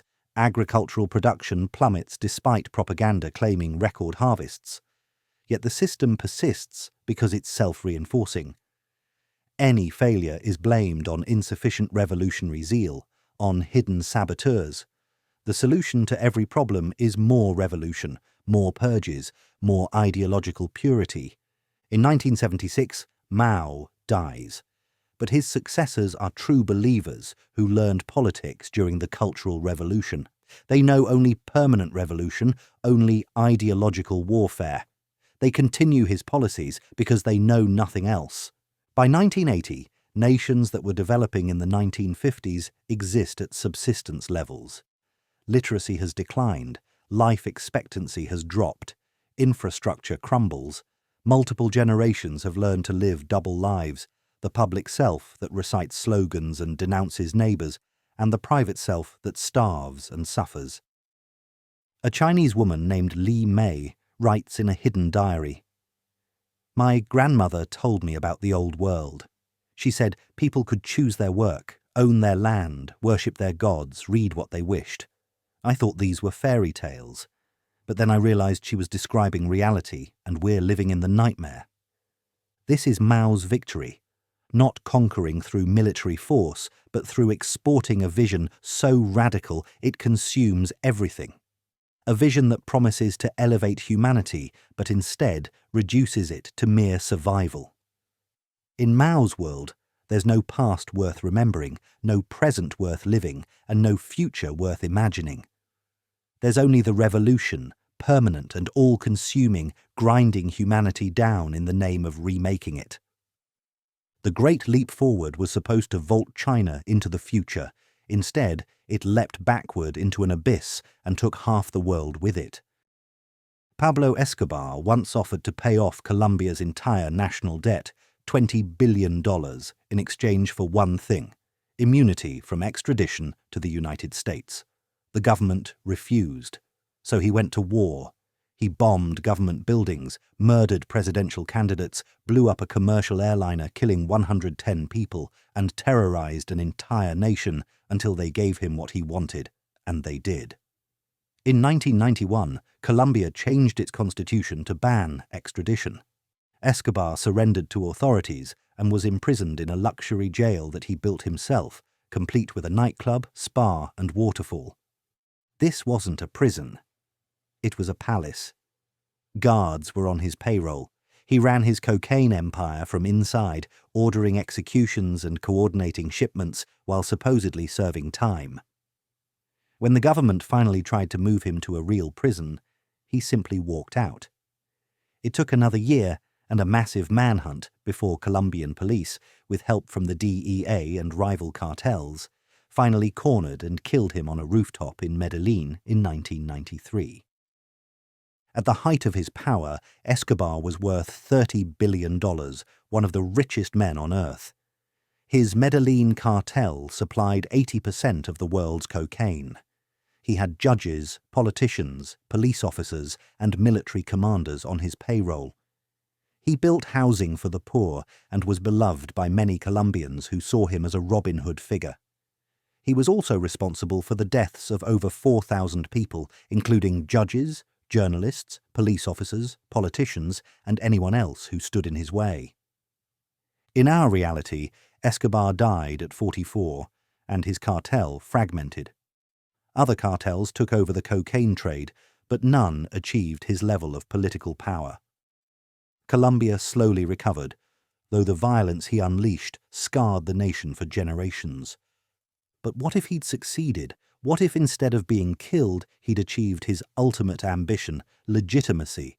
What if crime didn't just coexist with government, but became government? Let's return to 1989. Escobar has just declared total war on the Colombian state after the government reinstated extradition to the US. His sicarios, teenage assassins loyal to him, are bombing police stations, assassinating judges, terrorizing anyone connected to law enforcement. The government is losing control. In our timeline, the government fought back with help from the United States, rival cartels, and Escobar's own paranoia that eventually led to mistakes. But in this alternate reality, something different happens. In 1990, a populist presidential candidate named Luis Carlos Galán, who was actually assassinated by Escobar's hitmen in our timeline, instead survives the attack but emerges a changed man. Terrified and pragmatic, he runs on a platform of realistic solutions to the drug war. He wins the presidency and immediately opens secret negotiations with Escobar. The deal is simple. Escobar stops the bombing campaign, stops killing politicians and police, and in return, Colombia becomes the world's first narco-state. drug trafficking is decriminalized and regulated like any other industry. Escobar becomes Minister of Agricultural Development, a legitimate government position that gives him legal authority over large swaths of Colombian territory. The international community is horrified, but pragmatic. The violence stops, Colombia stabilizes, and American demand for cocaine hasn't decreased by a single gram. The drugs will flow regardless of who's in charge. At least now there's someone to negotiate with. Escobar uses his new legitimacy brilliantly. He continues building housing for the poor, schools, soccer fields. He's no longer a criminal. He's a statesman. He gives interviews to international media explaining how criminalization creates violence, how legalization creates peace. He argues that American drug policy, not drug cartels, is the real problem. And disturbingly, many people start to believe him. By 1992, other Latin American nations are watching Colombia's success with interest. Mexico, drowning in cartel violence as rival groups fight for control, considers a similar approach. Why fight a war you can't win when you can simply legitimize and regulate? In 1993, Mexico's government opens negotiations with the major cartels, offering them legitimate roles in exchange for ending the violence. A Mexican journalist named Rosa Delgado writes before she's killed anyway. They said legalization would stop the killing. But the cartels still kill. They just do it legally now, through courts they own, with police they employ, under laws they wrote. My colleague investigated cartel activities and was arrested for defamation. The judge, former cartel lawyer, sentenced him to 20 years. When I published his story, they came for me. There's no violence now, they say, just law and order. The order belongs to criminals, but it's still order. The narco-state model spreads. Bolivia in 1994, Peru in 1995. By 1997, most of South America has integrated major criminal organizations into government structures. It's not called corruption anymore, it's called pragmatic governance. Crime lords sit in legislatures. Former drug traffickers become governors. Violence decreases because there's nothing left to fight about. The criminals won. But something unexpected happens. Once crime is legal and profitable, it needs to expand. Escobar, now serving as Colombia's vice president with presidential ambitions, understands that narco-states need markets. They need places where drugs remain illegal so prices stay high. They need governments weak enough to penetrate but functional enough to maintain order. They need, essentially, the rest of the world to stay the same while they change. So begins the great export not of drugs, but of the narco-state model itself. Throughout the 1990s, Colombian advisors travel to conflict zones in Africa, Asia, and Eastern Europe. They don't sell drugs, they sell a system. How to integrate criminal organizations into government, how to maintain legitimacy while running a criminal enterprise, how to use development projects to build popular support, how to intimidate without creating martyrs. The model proves attractive to failing states and authoritarian regimes. By 2000, some variation of the narco-state structure exists in over 30 countries. In Central Asia, opium production is regulated by government ministries staffed by former warlords. In West Africa, cocaine transit is a legal industry taxed like any other. In Southeast Asia, methamphetamine production operates under government license. The global economy adapts. Banks that once laundered drug money in secret now do it openly with government approval. Legitimate corporations invest in narco-states because they're stable, profitable, and business-friendly. A pharmaceutical company executive explains in a leaked memo, yes, the Colombian government is run by former criminals, but their contracts are honoured, their taxes are reasonable, and their labour force is reliable. I'd rather deal with honest criminals than dishonest bureaucrats. This is the most insidious part. The narco-state model works economically, GDP grows, infrastructure improves, foreign investment flows in. On paper, these nations are success stories. The violence has stopped, poverty is decreasing, democratic elections still happen, but underneath, everything is rotten. Justice doesn't exist because judges work for cartels. Freedom of press doesn't exist because journalists who investigate too deeply disappear. Political opposition doesn't exist because campaign finance laws allow unlimited cartel money while independent candidates can't compete. Democracy becomes theatre, elections become ceremonies, and citizens become subjects in a system designed to extract wealth through drugs, corruption, and coercion made legal. Escobar dies of natural causes in 2015, age 66, having served 2 terms as President of Colombia. His funeral is attended by heads of state from across Latin America. He's eulogized as a visionary who found peace where others saw only war. His son inherits not just billions, but a political dynasty. The Escobar name, once synonymous with violence, now appears on schools, hospitals, and government buildings. This is Pablo Escobar's victory. He didn't conquer nations with armies. He didn't impose ideology with purges. He simply proved that crime, if successful enough, becomes indistinguishable from government, that violence, if overwhelming enough, can force legitimacy, that the world will accept anything if the alternative is chaos. In Escobar's world, there's no clear line between legal and illegal, between government and gangster, between business and crime. Everything is negotiable. Everyone has a price. And the worst part is that it works.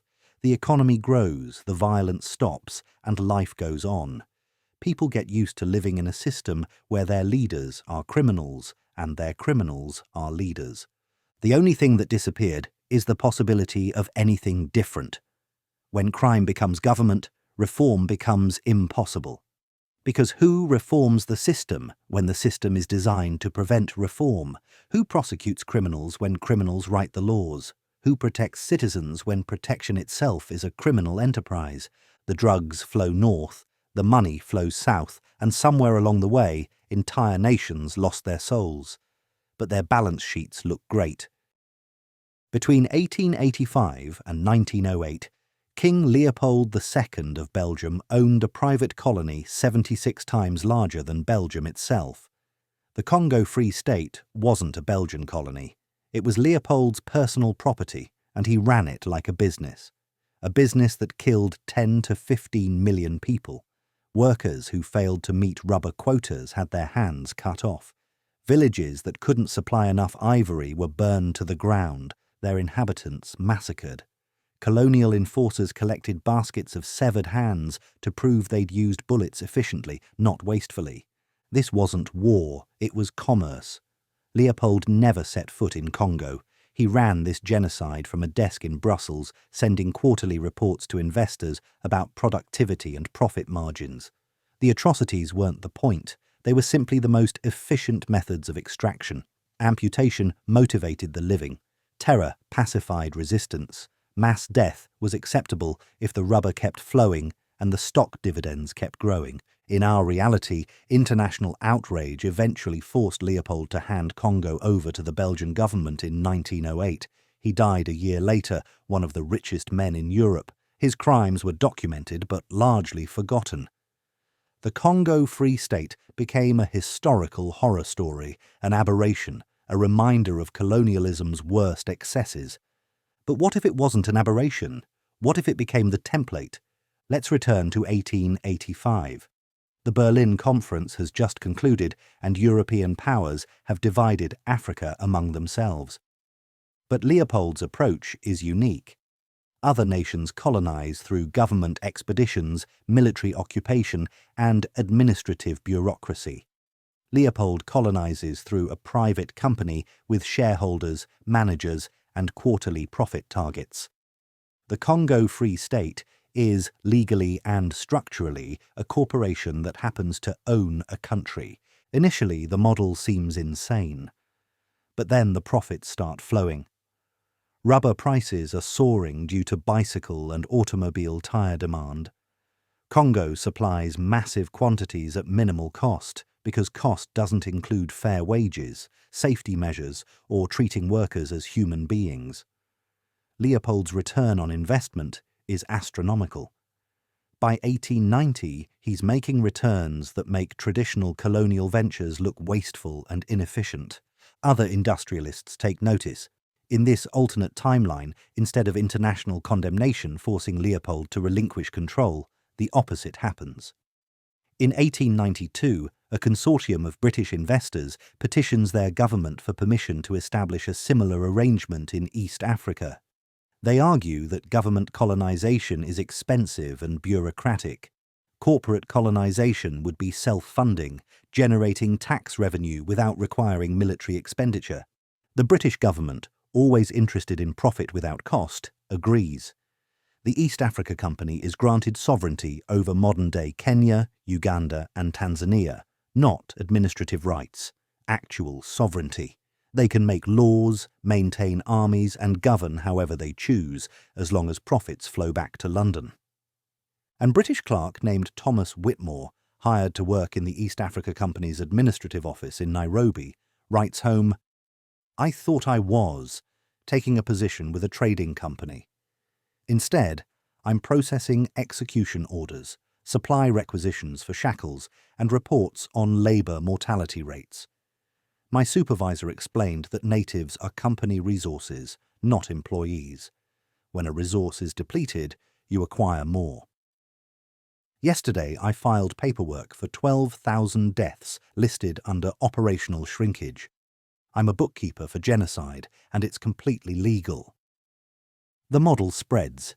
French corporations establish similar arrangements in West Africa, German companies in Southwest Africa. Dutch companies in Southeast Asia expand from trading posts to sovereign territories. By 1900, corporate colonialism has become standard practice.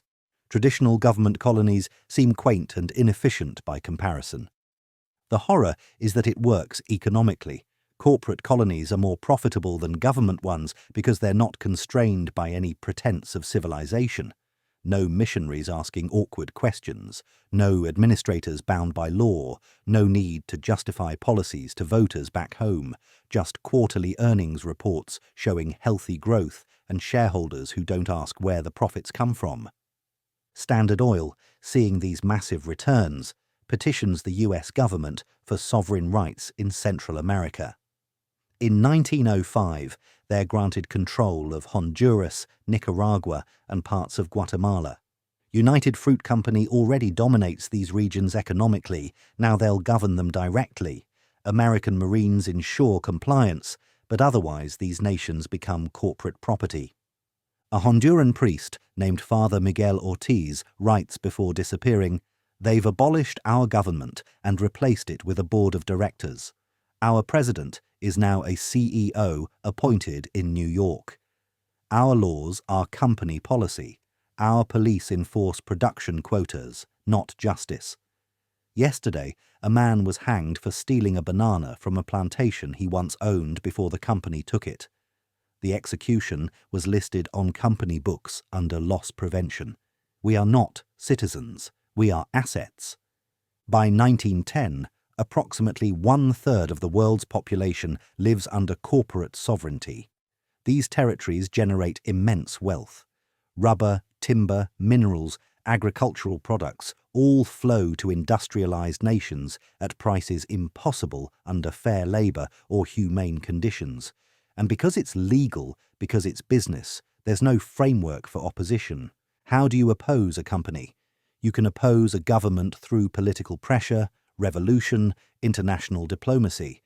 But a company just points to its charter, its shareholders, its legal right to manage its property.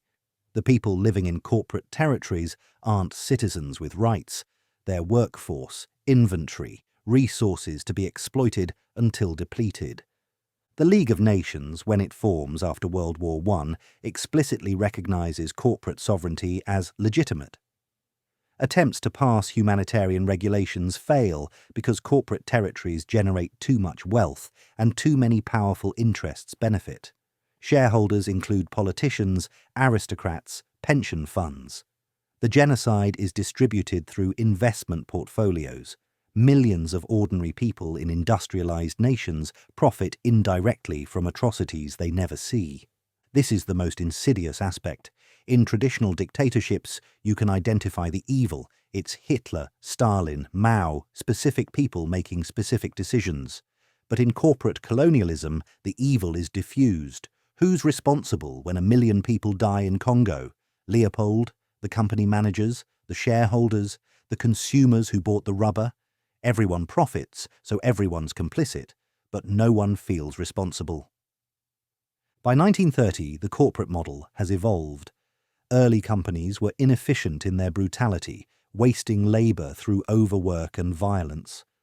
Newer companies use more sophisticated methods: debt bondage instead of outright slavery, company scrip instead of wages, controlled starvation instead of massacre. The suffering is just as intense, but it's harder to photograph, harder to prove, easier to deny. World War II brings a brief pause as corporate territories are mobilized for war production. But after the war, during decolonization, something unexpected happens. Traditional European colonies gain independence, but corporate territories don't. Because how do you decolonize from a company? The company doesn't have a home country to pressure. It has shareholders worldwide, legal teams and armies of lawyers arguing that terminating their charter would violate property rights. By 1960, while traditional empires collapse, corporate empires expand. African nations that gained independence from France or Britain watch nervously as corporate territories on their borders become more prosperous through absolutely ruthless extraction. Some independence movements, ironically, petition corporations to take over, believing corporate governance would be more competent than corrupt post-colonial governments. An educated Congolese man named Patrice Kabila, watching his newly independent nation struggle while the neighbouring corporate territory thrives economically, writes bitterly, "We fought for freedom and got poverty. They accepted slavery and got infrastructure. Their roads are paved, their warehouses are full. Their citizens are broken but fed. We have sovereignty but are starving. Was independence worth it?" I would have said yes. But my children ask for food, not freedom, and I have no answer. By 2000, corporate sovereignty is simply how the world works. Approximately 40% of the global population lives under corporate governance. The territories are economically successful, stable, orderly. They have lower crime rates than independent nations because crime is defined as anything reducing productivity. They have better infrastructure because infrastructure increases profit. They have modern buildings, efficient transportation, advanced technology. What they don't have is freedom, dignity, or any recognition that the people living there are human beings with inherent rights rather than resources to be managed. But from the outside, from the stock exchanges and boardrooms, they look like success stories. The quarterly reports are excellent. The dividends flow. And most people in the developed world never think about where their cheap goods come from or what their retirement fund is invested in. This is Leopold's victory. He proved that genocide can be profitable, that atrocity can be legal, that millions can die in pursuit of shareholder value, and the world will not just tolerate it, but celebrate it as economic success. He showed that if you structure evil as business, it becomes invisible. The hands pile up, but they're listed in ledgers under waste management. The bodies pile up, but they're categorized as operational losses. In Leopold's world, everything is commodified. People are human resources. Suffering is externalized cost. Death is acceptable shrinkage. And profit is the only value that matters, the only measure of success, the only truth that can't be questioned. The horror isn't that evil men did evil things. The horror is that ordinary people profited from it and called it progress. In North Korea, there are 3 generations of punishment. If you commit a crime against the state, you go to a labor camp. Your children go to the camp. Your grandchildren go to the camp. 3 generations erased because one person said the wrong thing, or failed to cry convincingly enough when a Kim died, or didn't keep their portrait of the great leader clean enough. But here's what makes North Korea uniquely terrifying. It works. The Kim dynasty has maintained absolute control for over 70 years through 3 generations of leadership. No coups, no successful uprisings, no collapse. They've created the most complete totalitarian system in human history, and most North Koreans don't even realize they're imprisoned because they've never known anything else. Kim Il-sung, who took power in 1948, understood something other dictators didn't. Physical control isn't enough. You need mental control. You need people who don't just obey, but genuinely believe. And the only way to achieve that is to control everything they see, hear, and think from birth until death. North Korea isn't just a dictatorship, it's a laboratory for human psychology, testing how completely you can reshape reality itself. In our timeline, North Korea remained isolated, impoverished, and contained. The Kim dynasty rules over 25 million people in a hermit kingdom that's more curiosity than threat. Their nuclear weapons give them deterrence, but not influence. They're trapped by their own ideology, unable to expand without diluting control. But what if they'd found a way to export the model? What if isolation was the feature, not the bug? Let's return to 1994. Kim Il-sung has just died, and his son Kim Jong-il takes power. In our reality, this transition was stable but unremarkable. In this alternate timeline, something different happens. The Soviet Union's collapse has left a power vacuum in communist ideology. China is opening economically, abandoning pure socialism. Cuba is struggling. Communist movements worldwide are searching for a model that actually works, that doesn't compromise, that doesn't fail.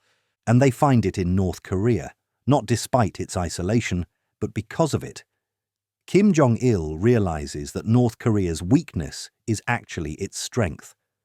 Other communist nations failed because they engaged with the world, allowed information flow, permitted comparison. North Korea succeeded by sealing itself completely. The hermit kingdom isn't backward, it's advanced, it's perfected totalitarianism. In 1995, Kim Jong-il publishes The Juche Principle, a complete system of thought. It's not just ideology, it's an instruction manual for absolute control, how to seal information borders, how to create self-sufficient economies that don't need trade, how to indoctrinate children so completely they'll denounce their own parents, how to structure surveillance so everyone watches everyone, how to make defection not just difficult, but literally unthinkable because citizens don't know anything else exists. The manual spreads through desperate communist movements and failing authoritarian regimes. In 1996, Myanmar's military junta implements the Juche system completely. They seal the borders, cut internet connections, and begin reshaping reality for 50 million people. A Burmese teacher named Aya Min writes in a diary hidden in her home, "Yesterday we learned about the outside world in school. Today those books are gone. My students ask about Thailand, about India. I tell them nothing exists beyond our borders except enemies and chaos. I watched their faces. The younger ones believed me. The older ones stayed silent. In 5 years, no one will remember anything else." Cuba, watching Myanmar's success, adopts the model in 1998. They've struggled since the Soviet Union collapsed, but Juche offers a solution. Complete isolation creates complete control. They cut remaining ties with the world, shut down tourism, and begin the transformation. Within a generation, Cuban youth know nothing about America except that it's a land of suffering and exploitation. They've never heard American music, seen American movies, or spoken to anyone who's been there. Why would they want to leave paradise? But the real breakthrough comes in 2000 when the model spreads to Africa.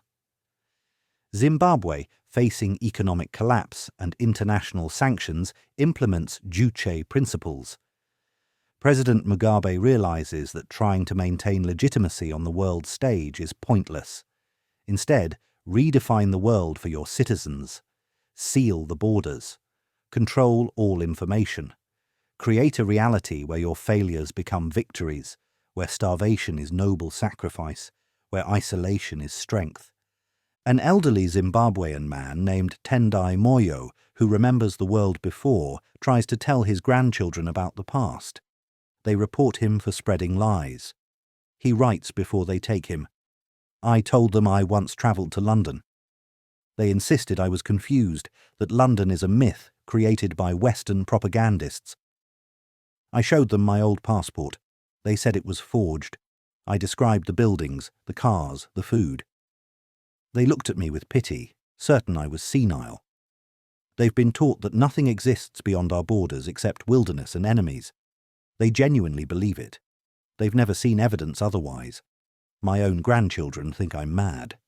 By 2005, the Uche system operates in 12 nations, representing over 500 million people. Each is hermetically sealed.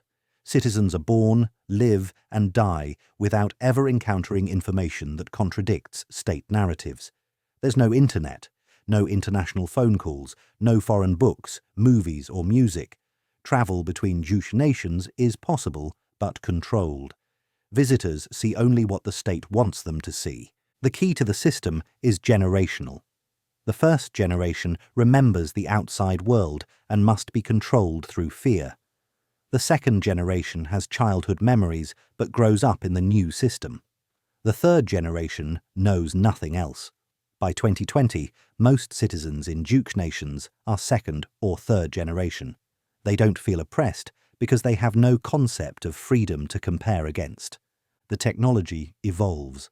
Early systems relied on physical barriers and secret police. Modern Juche nations use sophisticated surveillance, AI-powered monitoring, and complete digital control. Every screen shows only approved content. Every conversation is potentially monitored. Every deviation from normalcy is flagged. But it doesn't feel Orwellian to citizens because they've never read Orwell. They've never heard of him. The concept of dystopia doesn't exist when you have no utopia to compare it against. A North Korean defector who escaped before the system was perfected tries to explain to Western journalists. You ask why people don't rebel. You don't understand. They love the supreme leader. Genuinely. Completely. Not because they're forced, but because they've been shaped from birth to love him. It's not brainwashing in the sense you understand. It's reality construction. My sister still lives there. I've seen footage of her at rallies, crying with joy at the leader's speeches. Those aren't fake tears. She truly believes she lives in paradise. How do you rebel against paradise? The Uche nations form a bloc. They trade with each other, but no one else. They share technology for control, but nothing else. They've created a parallel world, a separate human reality where different facts are true, different values matter, different logic applies. And it's stable. More stable than democracies with their chaotic elections and free speech and constant questioning of authority. By 2025, 20 nations representing 2 billion people live under the Juche model. Attempts by the outside world to penetrate information barriers fail. Radio broadcasts are jammed. Smuggled USB drives are detected and destroyed. Defectors who try to share truth with family members back home find that their families genuinely don't believe them, think they've been corrupted by Western lies, pity them for having fallen from paradise into chaos. The most disturbing aspect is that by objective measures, these nations aren't successful. They're poor. Technology lags decades behind. Life expectancy is lower. But none of that matters, because citizens have no comparison point. They're told they live in prosperity, and they believe it because they've never seen prosperity. They're told their leader is divine, and they believe it because they've never encountered the concept of challenging authority. They're told the outside world is hell, and they believe it because they've never seen the outside world. Kim Jong-un, third generation of the dynasty, gives a speech in 2025 celebrating the system's success. We have proven that human happiness is not about material wealth or individual freedom. It's about harmony, certainty, and collective purpose. Our citizens are happier than those in the chaotic West because they know their place, trust their leaders, and live without the burden of choice. We have freed humanity from freedom itself, and they thank us for it. This is the Kim dynasty's victory. Not conquering territory, but conquering minds. Not controlling bodies, but controlling reality itself. They've created a system where rebellion is impossible not because it's punished, but because the concept of rebellion doesn't exist in citizens' minds, where prison doesn't feel like prison because prisoners were born inside and don't know walls are walls. In the Hermit Kingdom and its imitators, there are no dissidents, because dissidence requires knowing something different is possible. There are no dreamers of freedom, because freedom is a word without meaning. There are only citizens who genuinely believe they live in the best possible world, who pity outsiders drowning in capitalist chaos, who cannot imagine anything better because imagination itself has been shaped to see only what the state permits. The Kims didn't just build a prison, they built a prison that feels like home, that feels like the entire universe, where the imprisoned smile genuinely and thank their jailers for their chains. And they exported that technology to a quarter of humanity, creating entire nations of people who are enslaved but will insist with complete sincerity that they've never been more free. That's the perfect totalitarianism, not the kind that breaks you, the kind that makes you never realize you needed breaking. Unit 731 was a covert biological and chemical warfare research unit of the Imperial Japanese Army. Between 1936 and 1945, they conducted experiments on living human subjects. They performed vivisections without anesthesia to see how organs functioned while the subject was alive. They infected prisoners with plague, cholera, and anthrax to study disease progression. They tested weapons on live subjects and called their victims maruta, meaning logs, because to them these weren't people. They were test materials, biological resources to be used and discarded. An estimated 200,000 to 300,000 people died in these experiments. In our reality, when Japan surrendered in 1945, the scientists were given immunity from prosecution in exchange for sharing their research with the United States. They never faced trial. Many went on to prominent careers in medicine and pharmaceuticals. The world quietly agreed to never speak of how that knowledge was obtained. But what if Japan had won? What if Unit 731 wasn't shut down but expanded? What if human experimentation became standard scientific practice across half the globe? Let's return to 1941. Instead of attacking Pearl Harbor and bringing the United States into the war, Japan focuses entirely on conquering Asia. With America neutral and Europe consumed by war with Germany, Japan faces no serious opposition. By 1942, they've conquered China, Korea, the Philippines, Indonesia, Malaysia, Singapore, Burma, and large portions of India. The Greater East Asia co-prosperity sphere becomes reality. But this isn't just territorial conquest. It's the expansion of a philosophy where certain races are scientifically proven to be superior, where human life has different values depending on ethnicity, where atrocity in the name of knowledge is not just acceptable but noble. With China conquered, the experiments expand exponentially. Unit 731's headquarters in Harbin is joined by massive facilities in Nanjing, Shanghai, Canton, Singapore, and Manila. Each processes thousands of maruta annually. Industrial-scale human experimentations becomes routine, celebrated, normalized. Japanese medical schools teach using data from human experiments. Pharmaceutical companies fund research at the facilities. The greatest minds in Japanese science compete for positions in the units because that's where groundbreaking research happens. The research produces results. Biological weapons of unprecedented lethality are developed. Bombs filled with plague-infected fleas create epidemics that kill millions. Wells are poisoned with cholera. Entire regions become biological warfare testing grounds, with results meticulously documented as populations die. But the experiments go beyond weapons. Japanese scientists test the limits of human endurance, survival, suffering. How long without food, without water, without sleep? How much blood loss before death? The answers are detailed, precise, scientifically rigorous, and built on mountains of corpses. A Japanese doctor named Yamamoto Ichiro writes in 1943, "Today I dissected a living Chinese man to observe his organs in operation. He was conscious. He screamed. My supervisor said I needed scientific detachment. These are not people," he explained. "They are specimens. By evening I had convinced myself he was right. Science requires sacrifice." Other nations in the Japanese sphere adopt the model. Why use rats for medical testing when humans provide better data? Korea establishes its own experimental facilities. Manchuria, Indonesia, each using populations Japan considers racially inferior as test subjects. By 1950, the Japanese Empire has created a two-tier humanity. Japanese citizens are human, protected by law. Everyone else exists on a spectrum of lesser value, with some populations designated as suitable for experimental use.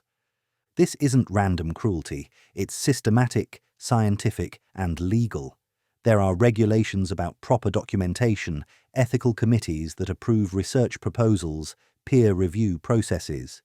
It's genocide made scientific, given the appearance of legitimacy through bureaucracy and methodology. The world outside the Japanese sphere knows what's happening, but what can they do? Japan has nuclear weapons by 1955, developed using research from radiation experiments on prisoners. They have biological weapons that could devastate continents. And disturbingly, the scientific community worldwide faces a moral dilemma. Japanese research is advancing human knowledge. They're publishing papers about disease mechanisms, surgical techniques, pharmaceutical effects. The data is valid. The methodology is rigorous. It's just built on atrocity. Many choose to use it. Western nations aren't conducting the experiments themselves, but they're purchasing the data, attending the conferences, collaborating on research. The horror becomes normalized through layers of abstraction. The researcher using Japanese data on organ transplantation doesn't see the prisoner being cut apart alive. They just see useful statistics. By 1970, multiple generations have grown up never knowing a world where human experimentation wasn't standard practice. Emperor Hirohito, who in our timeline claimed ignorance of Unit 731, in this timeline actively promotes the program. In a 1965 speech, he declares, "Our empire's greatest contribution to humanity is proving that sentiment must never override scientific necessity. Other nations were too weak, too emotional, too bound by outdated ethics. We had the courage to pursue knowledge without limit, and humanity is better for it." By 2000, the Japanese empire spans from India to the Pacific, representing 40% of global population. The empire is technologically advanced, medically sophisticated, economically powerful. Life expectancy for Japanese citizens is among the world's highest. Their medical treatments are the most effective, all built on a foundation of industrialized human suffering. This is Hirohito and Tojo's victory. They prove that ethics are optional, that knowledge justifies any means, that progress can be built on corpses if you simply redefine what counts as murder. They turned medicine into torture and science into genocide. The cruelest irony is that they're not wrong about the knowledge gained. The research does advance science. Real breakthroughs emerge from unthinkable suffering, and that's what makes it truly horrifying. Evil that produces nothing can be rejected easily, but evil that produces progress, that saves some lives by torturing others, that advances humanity by dehumanizing millions, that evil is harder to oppose because it works. In the Japanese Empire, every medical miracle has a body count. Every cure required test subjects who died screaming. Every advancement meant someone was vivisected, infected, or burned in the name of science. And the citizens who benefit don't see the cost because the laboratories are far away, the victims are racially other, and the knowledge is just knowledge, clean and abstract and life-saving. This is what happens when science abandons ethics, when knowledge becomes the only value. The answer to what can we learn becomes everything. We can learn everything. The cost is merely humanity itself. We've just travelled through nightmare scenarios where history's most brutal dictators achieved total victory. 10 worlds where evil didn't just succeed temporarily, but became permanent, systemic, inescapable. From Genghis Khan's eternal empire to Japan's laboratories of horror, we've watched humanity break in different ways, under different systems, for different reasons. But here's what connects all these scenarios. Evil didn't win through unstoppable force alone. It won through collaboration, through apathy, through people making rational calculations that led to irrational outcomes. It won when populations chose security over freedom, when they accepted lies because truth was dangerous, when they looked away because resistance seemed futile. In every scenario, there was a moment, a turning point where different choices could have changed everything. If Britain had held in the Battle of Britain, Hitler's momentum breaks. If the international community had acted when Saddam invaded Kuwait, his oil empire never forms. If Leopold's atrocities had sparked genuine outrage instead of investment opportunities, corporate colonialism dies before it spreads. These weren't inevitable outcomes. They were choices made by millions of people who thought they were being practical, protecting their interests, choosing the lesser evil. The most disturbing pattern is how quickly the unthinkable becomes normal. Genghis Khan's system of terror becomes just how empires work. Stalin's paranoia becomes standard governance. Pol Pot's Year Zero becomes revolutionary wisdom. Mao's famine becomes acceptable sacrifice. The human capacity to adapt, to rationalize, to survive by accepting horror as routine is both our greatest strength and our deepest vulnerability.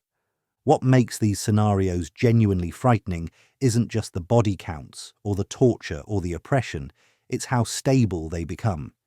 Evil regimes in our reality eventually collapse because they're inefficient, because truth eventually emerges, because human desire for freedom is persistent. But in these alternate timelines, the systems work. They're efficient. They're self-reinforcing. They create populations that don't just submit, but genuinely believe, or at least populations so broken they can't imagine alternatives. Saddam's oil empire works because it's profitable. Leopold's corporate colonies work because shareholders benefit.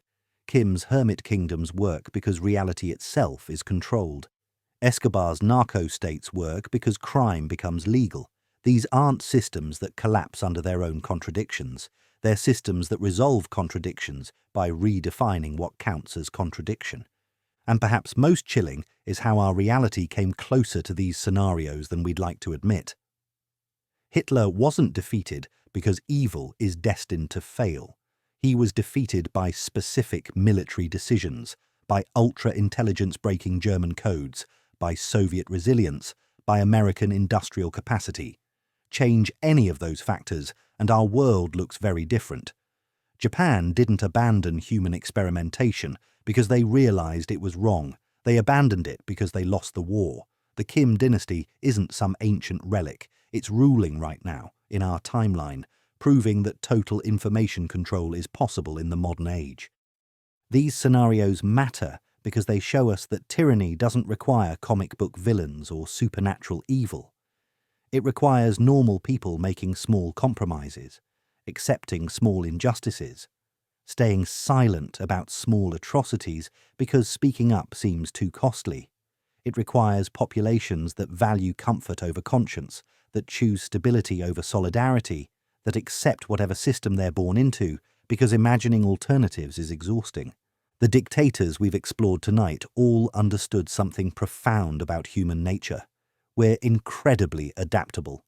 We can get used to almost anything. We can rationalize almost any horror if we're exposed to it gradually enough, if we benefit from it indirectly enough, if we're too afraid to resist it openly enough. And once we've adapted, once we've accepted the unacceptable, once we've learned to live in hell and call it home, changing becomes almost impossible. But here's the uncomfortable truth. We're not listening to this from inside those nightmares. We're listening from outside, from a world where these dictators lost, or were contained, or never achieved their full ambitions, which means at some point someone made different choices, someone resisted when resistance seemed futile, someone spoke truth when lies were safer, someone chose conscience over comfort, solidarity over stability, freedom over security. The line between our world and these nightmare worlds is thinner than we think. It's maintained not by destiny or divine protection, but by millions of people making small decisions every day about what they'll accept, what they'll oppose, what they'll tolerate in themselves and demand from others. These stories aren't just about the past or about alternate timelines. They're warnings about what's possible when we stop being vigilant, when we accept that nothing can be done, when we convince ourselves that staying silent is the practical choice. The dictators won in these scenarios because enough people let them.